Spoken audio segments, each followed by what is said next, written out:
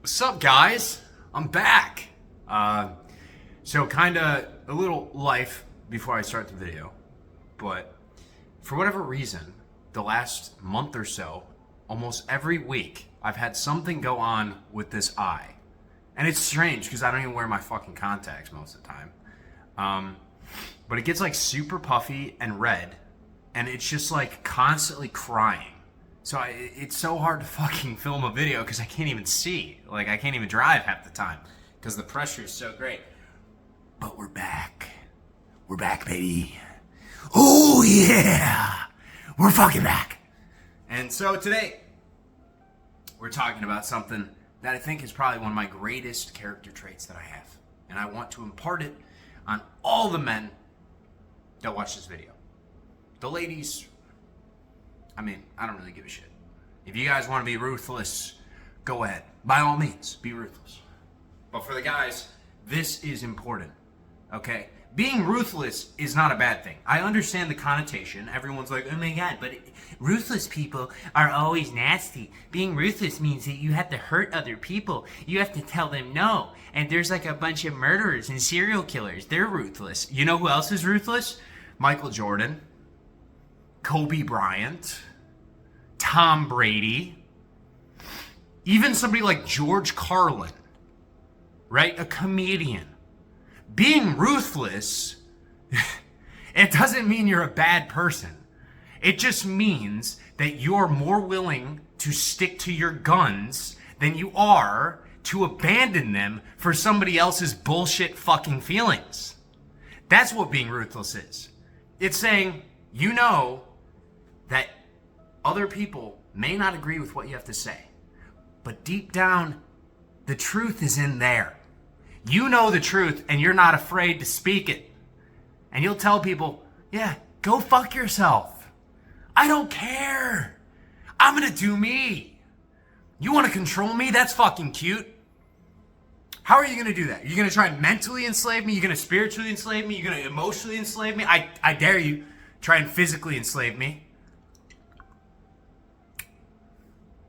Well, how do you want it? You want a throwing axe? Do you want an arrow through the skull? How do you want to do this? All right? Being ruthless is important, guys, and it's something all men need. It's something that we need more than ever in today's society because shit is about to get weird. Okay? It's about to get weird. So let's talk about how to level up and truly embrace your ruthless nature. And I promise you by the end of the video, you're going to be like, wow, this sounds like a wonderful trait to have. It's almost fucking angelic when you find somebody that is truly ruthless for the good team, right? Because everything, it's on a spectrum. There's good and there's bad. Ruthlessness is it's just neutral. Your actions within what you're doing is what makes you who you are, okay? So don't let words hurt your fucking feelings. You know, this channel's not for the woke people, the alphabet people, the blue-haired fucking tards. I don't give a fuck about any of those people. They're all a waste of space, in my view, because they don't actually contribute to society in any meaningful way.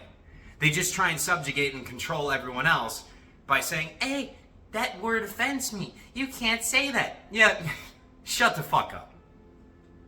You got a problem so much, go do a 360 off the fucking bridge. All right? I've been doing 360s for years. Except I just do them in Rust. I'll 1v1 any one of you motherfuckers. So bring it on. Let's talk about how to be a man. Be ruthless. Be yourself. Firstly, guys, you have to kill your shadow. And that part of you in the back of the head that tells you, oh my God, we should be nice. We should be a nice guy. What is the shadow, though? I've talked about shadow work before. This is when you go into a state of meditation, or if you're not in the state of meditation, you ask yourself questions. You go in your head and you say, well, why can't I have these things? Why can't I do this? And sometimes there's that voice that comes in, they're like, well, it's because you're not good enough. Well, you're not a celebrity, somebody else is a celebrity. You think you can sing, but you couldn't survive on a stage. The shadow is the voice in your head that will always play devil's advocate. It will always play devil's advocate until you beat it to a fucking pulp. That's the message. You have to tell this voice to go fuck itself. You have to kill the nice guy in you, because the nice guy is what plays with that shadow voice. The shadow voice says, nah, you can't do that. And the nice guy's like, you're probably right. I should just get a regular job and be a regular person because, I'm just not cut out to be special. All right? And that, guys, is going to ruin your life. You have to go for gold. You have to push for your dreams. You have to chase your passion. And the best way to do this is to take a mental axe and put it in the fucking skull of your shadow. Kill your shadow self. Kill the nice guy. Slit his fucking throat. Flay his flesh. I don't care what you have to do. I've done some fucked up things to myself within my own dreams and my own mind because it kept me trapped for so long. I know what I'm saying may sound a little nuts. You're like, oh my God, this guy is fucking crazy. I'm not crazy, okay? What's crazy is this idea that regular people are just gonna sacrifice their entire life working a 9-to-5, doing something they're not passionate about, to just have a meager pittance of money when they retire to hopefully live on for a couple years, and that's when they're finally gonna enjoy themselves? And I'm the crazy one. No, society is the crazy one. Society's wrong, and we have to do something about it. But the only way we can do something about it is you change who you are first. We need more men that are willing to stand up for what they believe in and fight for the future that they desire. You can have whatever the fuck you want, but you have to take it. And I'm guaranteeing you in the near future here, they're gonna try as hard as humanly possible to take everything from you. Okay? So that's the first part. Kill that nice guy in you that keeps fucking telling you, oh, just accept that cruel fate, okay? Just accept mediocrity. Kill that motherfucker.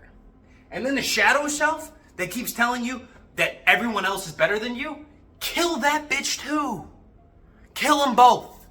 Get a double kill. Why don't we start working towards a UAV, guys? We're already 2 kills in. Okay? Next part. Discipline and sacrifice. These two things are separate. They're not necessarily the same. However, if you combine them, that's when the magic happens. You see, because everything good in life requires sacrifice. It requires suffering. I want to go back to what I said at the very start of the video. Tom Brady, okay? I love Tom Brady. I do not like the Patriots, all right? I'm going to be very fucking clear. I never liked the Patriots, but I always had respect for Tom Brady and especially Belichick, even if he did cheat. The reason for it is because Brady came in, and I want to say he was 6th overall, round pick. I don't know what the number was. He was probably 200th. He was deep in the draft. He had a chip on his fucking shoulder. And you know what he said? He was like, I'm gonna fucking start. And the first time he went on the field, he's like, I'm never coming off again. And do you know how you build into a person like that? Through sacrifice. Through sacrifice. The amount of balls that he threw was more than any other quarterback. The amount of routes that he ran after practice with his wide receivers was more than any other quarterback. His diet didn't have any granulated sugar or any bullshit or any of these bad carbs. It was perfect. That's sacrifice. That's suffering. He didn't eat donuts. He didn't enjoy himself like a lot of us do. He worked for what he believed in. And you know what? Looking back on it, do you think he feels bad about the sacrifice? Do you think he looks back and he's like, man, I wish all those years I ate donuts instead. I wish all those years I spent more time with my kids instead of practicing. Now, I know that gets into a whole nother discussion of, what's more important, purpose or your family. The thing is, find a medium ground where you can service both, right? But at the end of the day, to somebody like him, his passion, his purpose, his legacy was the most important thing to him. And he was willing to sacrifice literally everything else to achieve it. Everything. That's discipline. That's sacrifice. That's suffering. That's the ability to say, hey, these things that I have in my life currently don't serve me. They don't serve me. Guys, I used to drink like a fucking animal. I don't drink anymore. Okay? I sometimes go out with my boys and I'll have one beer. But it doesn't service me. I always feel worse. I can't meditate after it. It literally cuts off my connection to source, right? So I can't talk with the guy upstairs after I drink. All right? It's kind of the same effect as weed. Weed is not necessarily good for you. Sometimes you can relax with it, but it's a sacrifice. It's a discipline. Everybody has these things. If you want to lose weight, you're going to have to sacrifice stuff. If you want to be the best at something, you're going to have to sacrifice stuff. There is no way you ever get to the finish line in life with only receiving things from other people. You can't just take. If you want everything you've ever wanted in your life, you have to be willing to give up the things that do not serve you. Am I understood? Good. Talking about things that don't serve you and giving them up. Now we're going to move on to friends, family, and your tribe. Now the fun thing about the word friends, you see right here, is this R. If you remove this R, you have the word fiends. Isn't that funny? It's almost like it's planned like that. Because your friends, your closest allies, can also be the ones that destroy your life the most. Okay? A good example of this would be who I was back when I was in college. Okay? My current friend group today, they are very work-focused, passion-focused. They love nutrition and fitness and exploring the world and life and the arts. And, every time I talked with them, it's an amazing experience. And I only get better. Back in the day, that was not the fucking case. I surrounded myself with people that would just drink, smoke, fuck, degenerate activities, okay? And when I was around them, I got worse. I partook. I'm not saying I was a good person at the time. Absolutely fucking not. I was a bad person. I'm not blaming everything on those people either, because I made the conscious decision to keep putting myself in that situation. I knew in the long run, I was never going to be friends with those people throughout my entire life. There's no fucking way. I was like, these are college friendships. I'm not going to keep them around after. But even still, while I was there, I spent time with them. What would my life look like if instead of hanging out with the degens that drank every weekend, I went to the library and I hung out with the Asian kids that were always studying? Who knows? Maybe I would have cured cancer. Maybe I would have stayed in the sciences. Maybe I actually would have learned to fucking read. Who fucking knows? Okay? But the thing is, I think in a sense, in a way, me blowing myself up in college has taught me the most about myself throughout my life, right? I learned a lot of lessons because I surrounded myself with fiends. But nowadays, now that I know what my purpose is, now that I know where I'm going in my life, I can't surround myself with those people. It's the same thing with family. There are certain family members that I love them to death, okay? They are family. Blood is thicker than water, but, does it really matter? Not really. And what I mean by that is people in your family sometimes think that they have a little too much control of your life. I've experienced this with mainly one aunt in particular. During the whole COVID bullshit scamdemic, she essentially went out of her way to cut my grandma out of my life. Because my grandma's very old, okay? And she said, oh yeah, but he didn't get the vaccine. He's doing it purposely. He wants to kill you, grandma. Right?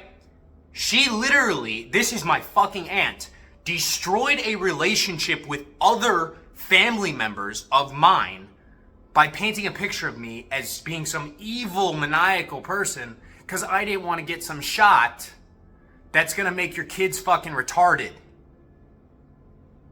But hey, I'm the bad one. Okay? So sometimes, guys, if you want to be successful, if you want to push the limits of your life, you have to identify for yourself who is there for you and who is not. Not all your friends want to see you succeed. Sometimes the people closest to you don't want you to do better than them. They want you to do good, but not better than them. Same thing with your family. If you believe you're the black sheep of the family, you're the one that's going to break out of the mold, you're going to be the first millionaire, the first billionaire, the first trillionaire, the first one to run a fucking company, the first one to go to college, the first one to fucking do anything of value, they're going to try and stop you. Because you know what? People's egos, sometimes, they can't handle it. A lot of people can't handle it. They'll lie to you and say, oh yeah, I want you to succeed. But deep down, they don't want you to do as good as you can do, because that makes them look bad. All right, so guys, in this path of being ruthless and chasing your dreams, you gotta sometimes cut people out, or at least limit the exposure that you have to them. All right, because those outside forces coming in are nothing to you. They are harmful. All right, you have all the answers within you to your perfect reality. We have to cut it off. You guys, build your kingdom, and remember, put a moat around it and walls with ballista and catapults. And if you want a fucking dragon and a drawbridge, you can do that shit too. All right, you can do whatever the fuck you want. Just be careful about your energy and who you let in, because people do not always have the same vision for what your future perfect is. Your perfect future. Okay? And side point as well, just real quick, I want to say one of the greatest assets to your life are actually your enemies, surprisingly. Because those are the people that push you to greatness. Have you ever been told you're never going to be anything before? Have you ever been told you're not good enough? Okay, you hear it from your voice inside your head. But what does it do when somebody else on the outside tells you that? When they tell you you're not good enough? Or they say, I'm smarter than you, I'm better than you. All right, it pushes you. It pushes you. Okay, so sometimes, guys, don't hate your enemies. Love your enemies enough to prove them wrong. Love your enemies enough to prove them wrong. That's all you have to do. You don't have to fight them. You don't have to argue with them. Just fucking prove them wrong with your work. That's all you have to do. Okay? Finally, priority of progress and faith. Now, the path of ruthlessness. Guys, it's all about progress. It's moving forward no matter what. That is the definition of being ruthless. It doesn't matter what it costs you, you will move forward. And faith will get you there. Faith is the belief that everything you see in your visions, in your imagination of what your future can be, is already yours. It's already yours. It's yours. You own it. No one can take it from you. That's why the final step of this, after you've cut out all these other people, after you've silenced that voice in your head that says you're not good enough, after you've fixed your tribe to be surrounded by winners, and you don't have all those outside distractions and voices telling you you can't do stuff, and you have that faith, the final point is just keep fucking going. Never stop moving forward. That's the truth. If you want to win in life, you just have to keep fucking moving. It doesn't matter how fast you move. It doesn't. You'll accelerate over time. What matters is that you stay in motion. Okay? You know Newton's first law. If you stay in motion, you're going to stay in that general direction. All right? Unless an outside force acts on you, you're going to keep moving. That way. All right? Everything else I just told you is eliminating outside forces. So find your direction, keep moving, eliminate outside forces, and from there it's just basic fucking physics. Right? Well, I mean, maybe Viking spiritual quantum physics, but it is what it is. So that's kind of all I had on this one for being ruthless. Yeah. I mean, guys, I'll be honest. This has to be the most important trait. It does. Discipline, that's up there. Faith, that's up there. But honestly, in today's world, the amount of distractions that we have and the amount of gaslighting that we have, being ruthless is the most important. And the reason for that is people constantly have to put themselves into your life. They have to. All right? Look at social media. Everyone's watching you.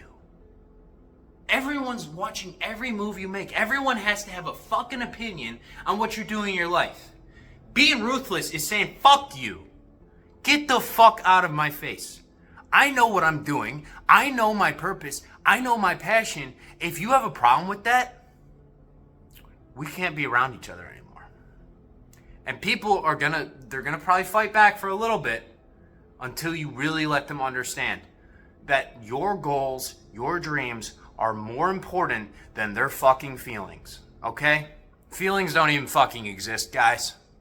They don't. It's just a reaction to a perceived wound that's never been healed. So if people get upset at you, that's their own shit to deal with. That's their own fucking trauma to deal with. You know what you're here for. Keep doing it. Love you guys. Have a good one.